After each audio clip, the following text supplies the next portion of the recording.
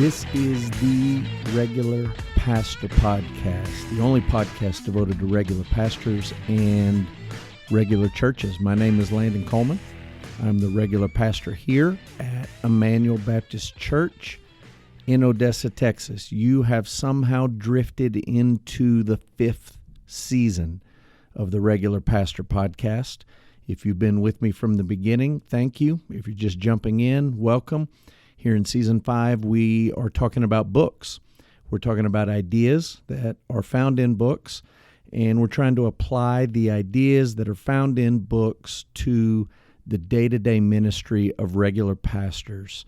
The book that I'm going to talk about today is titled Pastoring Small Towns, and it's written by two men, Ronnie Martin and Donnie Griggs. This is a B&H Broadman and Holman publishing book, published in 2023, so it's just about a year old. The book is hardback. It's 175 pages, and it's printed in a small format. So when I say 175 pages, this is really a short book. It's a quick book.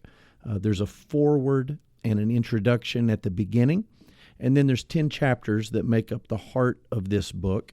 Half of them are written by Ronnie Martin, and half of them are written by Donnie Griggs. And one of the things I like about this book is that they tell you who wrote which chapter. Sometimes when you read a book and you have co-authors, you're left wondering who wrote this chapter, who's talking here. But these guys tell you, was it Martin or was it Griggs? Just a little bit about these two guys, some author biography for you. Both of these men pastor churches in what most people would consider small towns. Donnie Griggs was raised in Morehead City, North Carolina. The population of that town is about 10,000, and in that town he planted One Harbor Church. Ronnie Martin used to be a musician, a recording artist, and he planted a church called Substance Church in Ashland, Ohio, about twice the size of where Griggs is at in Morehead City, North Carolina, but still Ashland, Ohio comes in around 20,000, so definitely in the small town category. Both of these men, Martin and Griggs, write for the Gospel Coalition, and both of them have ministries outside of their local church responsibility, and those ministries are intended to encourage local church pastors. If I had to give you the big idea of this book, I would turn to page 5.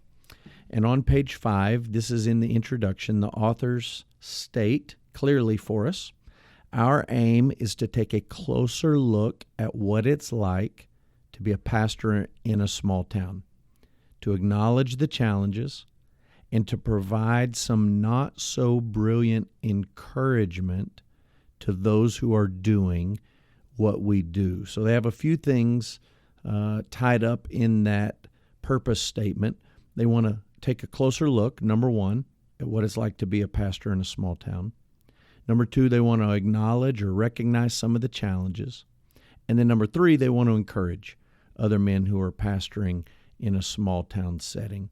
They acknowledge in the foreword of this book that when you lead a church in a small town, you are going to have to look for your identity and your validation in Christ and not in your platform and not in your visibility. Martin and Griggs are right. When you pastor in a small town, people care more about your pastoral bedside manner than the letters that come after your name and your degrees that hang on the wall. Martin and Griggs are right. When you pastor in a small town, you actually have to live with the people that you pastor. It's not true in the same way when you live in a sprawling metropolis, a massive metro area. But when you live in a small town and you pastor in a small town, you go to the same grocery store with your people, you send your kids to the same schools, you participate in the same civic organizations and functions. There are unique challenges that come with pastoring in a small town. And in this book, I think Martin and Griggs do a good job of providing encouragement. They know what they're talking about. They've lived what they're writing about, and they do offer encouragement. So they're looking at what it's like to pastor in a small town. They're acknowledging the challenges, and they're offering encouragement. If I tried to give you a few important ideas from this book, I would probably end up giving you, let's give 4. One is this.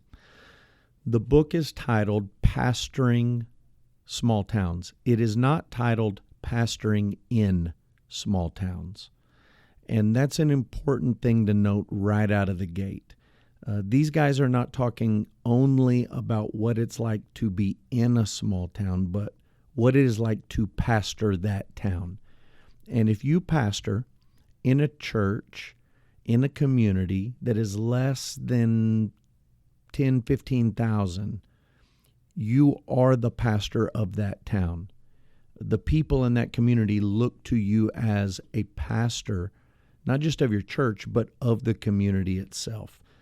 I live in a community that is about 120,000 people, 130,000 people, and it's even true in my context in Odessa, Texas, to some degree. Odessa is not a sprawling metropolis, and there certainly is a sense in which people expect pastors to pastor the town itself. But the smaller you get, Griggs and Martin are right. You're not just pastoring in a small town, you're pastoring that small town. Another important idea is on page 16. This is one of the most helpful things that they talk about in the book.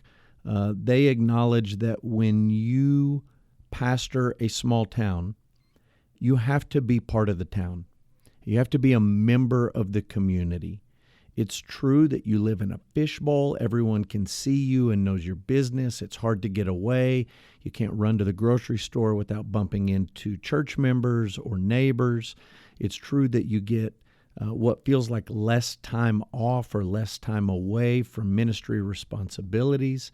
That's just the nature. They acknowledge, Martin and Griggs acknowledge rightly, it's just the nature of pastoring a small town.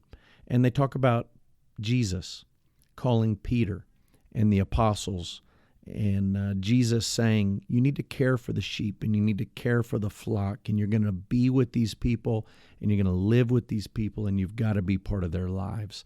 That is true in a unique and an intensified way when you pastor a small town. Another helpful idea is towards the middle of the book, about page 45 and 46. Griggs and Martin talk about patience. Patience is essential when you're pastoring in a small town, when you're pastoring a small town. And patience is hard for pastors in small towns because churches in small towns, more often than not, really need to make changes, a number of changes, a number of issues, a number of things that need to be updated. Change is needed in most small town churches, but you have to be patient. And as they talk about the importance of patience in the context of a small town, they do a good job of saying you have to treat your people like people, not like projects. You can't view your job as a pastor as a project manager where you're driving change as quickly as possible. But you're a shepherd, and you've got to shepherd and care for the flock. You've got to take care of the sheep, and that means you can't drive change too quickly or too fastly. One last idea that I think is helpful, really, really helpful for anyone who pastors in a small town or a smaller community, is some advice they give in the book about social media. They encourage pastors who are serving in a small town to use their social media presence to proclaim the truth. Use your social media presence to express gratefulness. Use your social media presence and your connections to share resources like books or podcasts or articles. Use your social media presence to distribute information, Maybe you can even find ways to develop community, but one of the things you have to watch about when you pastor a small town is grumbling on social media and complaining on social media and shaming businesses or organizations or people on social media. And the reason you have to be careful about this in a small community is that everyone's connected. If you post something about a local business, someone in your community owns that business, and they're going to see your post. And the super connected nature of small towns, especially with social media, just means that you can't be a grumbler or a complainer when you get on Facebook or Instagram or X. One of the things I really love about this book, and I appreciate, I've seen this be an issue with fellow pastors here in Odessa who are pastoring a relatively small community, is the issue of qualified leaders. I don't think any pastor feels like they have too many qualified leaders, but I can certainly point to some urban settings or some seminary-type churches where a congregation may have an overabundance of qualified leaders. Most churches don't have that, and most churches in small towns certainly don't have that. And my experience is that young pastors, new pastors coming into churches in small towns, they do a lot of complaining about their lack of qualified leaders. And I just like this quote from Griggs and Martin. This is page 123. Instead of complaining about not having more, and by more they're talking about more qualified leaders, instead of complaining, let's consider how to leverage what he has given us until he returns. Two things faithful churches do to multiply is make disciples and appoint qualified leaders. And so these guys are just saying, look, you're going to go to a small town. You're not going to have an overabundance of qualified leaders unless you do something about it, unless you set out to do the hard work of discipleship and leadership training and pushing people into leadership opportunities and encouraging people to step out and to lead. You can sit around and complain about the leaders you don't have, or you can just get busy discipling and raising up new leaders for your church. So I think this is a helpful quote and a super helpful idea. When I think about this book and I think about ministry takeaway, I am most broadly part of an evangelical tribe of Christians and a little more narrowly part of the Southern Baptist Convention. And I think it's generally true that Southern Baptists and evangelicals are largely obsessed with big and bombastic and popular and spectacular. And none of those things are usually true when you pastor in a small town. You don't get the most retweets. You don't get invited to conferences. You don't get the book contracts. But in a small town, you do get to be the pastor of that town. And the people in that town, whether they attend your church on a Sunday or not, they will look to you in times of crisis. And you will have opportunities to shepherd people and to share with people that you would otherwise not have in larger metropolitan areas. And so I think the ministry takeaway to those who pastor in small towns is be faithful and be ready as long as the Lord leaves you in a small town or a small community. If I had to give any critique or criticism to this book, it would just be gentle and friendly, but I think there's, for a short book, too much about the pandemic and too much about the election with Trump. I think those issues will date this book, and even already as I read it in 2024, I looked back and thought, you didn't need to have that stuff in there. You could have found other examples or illustrations to use.